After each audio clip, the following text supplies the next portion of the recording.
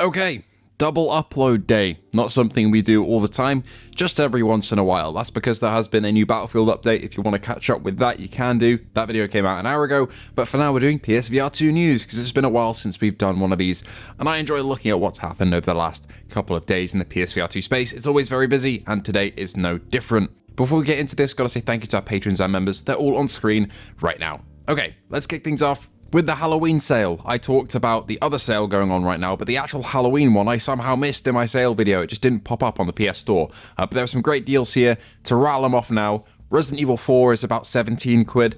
Resident Evil Village is about £8. Ghost Signal is £2. Such a steal. Please go for that. I think you save 5% more with PS Plus. Vampire the Masquerade is about £6. 5% more with PS Plus there as well.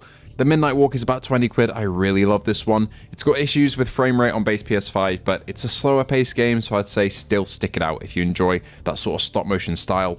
It is truly in contention for my favourite story of the year in VR. Zombie Army VR is £17 as well. I honestly think this one's a little middling. It's okay. It's just kind of like your classic COD zombie shooter. And Cities VR is £6. Not sure how that fits into a Halloween theme, but there you have it. We also got PSVR 2 days announcement. Now, this isn't an official thing from Sony, but honestly, it's probably the best we're ever going to get. This is the Without Parole PSVR 2 day. On the 4th of November, there'll be a live stream on Brian's channel where they'll be revealing the RoboQuest VR release date, which should still be this year. They've been teasing a lot of RoboQuest recently. Flat to VR have a lot cooking, and this is basically a collab between Flat to VR and Brian's channel Without Parole. And there'll be other announcements here as well, apparently. I don't know any of this. I'm going to be keeping myself in the dark. I'm just going to enjoy it. I'm not going to be streaming it, I don't think. I think I'll just sit back and watch as a fan and enjoy the PSVR 2 announcements. So great to see that happening. That's 11:30 a.m. Pacific time on November 4th. So I'll see you all there in Brian's comments. So excited for that one.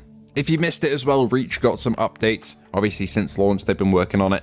I believe it was about 5 days ago Reach got an update with chapter select, multiple save slots, improved save system stability on PlayStation. Thank God I did run into that issue about once or twice. Improved performance and lighting improvements along with optimization and quality of life fixes too. This came pretty quick after the launch of the game, to be honest.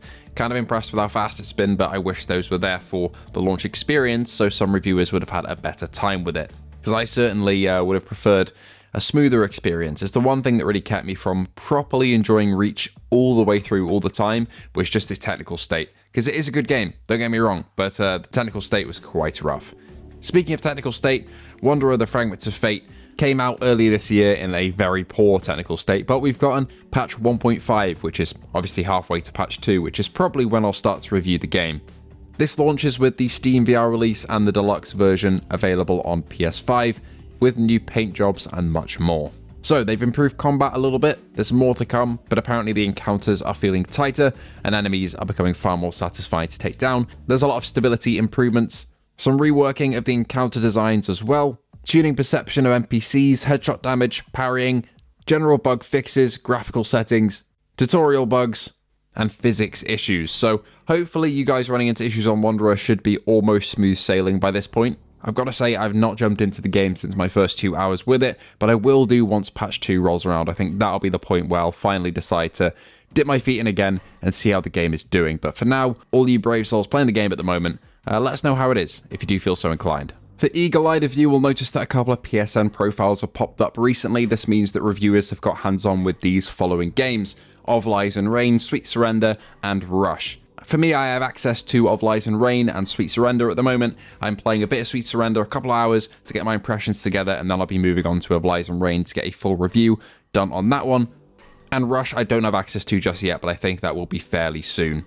So it's a busy time at the moment. Can confirm I have access to those 2 games and expecting one more. I think it's about the same situation for most other reviewers. Really excited for all 3 of these games. They look polished. Hopefully they stick the landing on PSVR 2, but of course I'll be here as soon as I can talk about it. The developer of Cold VR has said they want to implement Bhaptics Support on PSVR 2. Now, this is a solo dev, so do keep that in mind in terms of expectations, but it's cool to see that supported. I do have a Bhaptics suit myself, and I really like it. Another game to add to that Bhaptics support list as well is V-Racer Hoverbike, coming out later this year, I think. Still slated for maybe next year. Cool to see that's going to get supported. that's going to be a game that will really kind of take advantage of it. Even though Gran Turismo 7 doesn't have native support, it still is awesome to wear the vest and do audio to haptic conversion, so native support for V-Racer would be sick. We got the surprise drop of Baseball Dreams on PSVR2 as well. I believe these devs have done some similar sports games in the past, not played any of them myself, I don't think, but this looks pretty cool. Some Wii Sports style baseball gameplay, and if you're a baseball fan, you'll probably get a kick out of this one. It's out now, I think it's about £20, so for a non-sports fan, probably a bit steep, but if you like baseball, maybe worth it. Penultimately, unfortunately, it looks like we're not getting the sequel to Ultrawings 2 on PSVR2.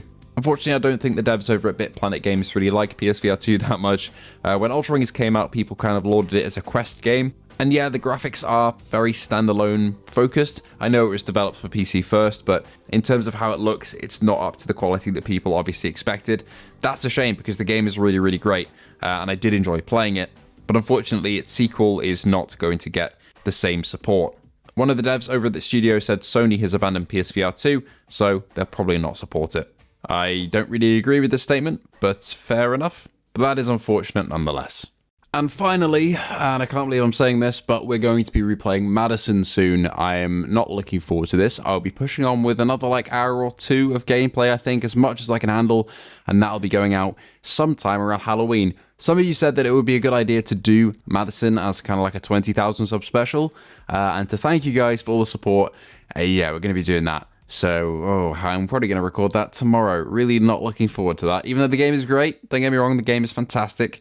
I hate horror. So look forward to that, please. That'll be in the next day or two, probably. Thank you so much for watching today, and I hope to see you all in the next one.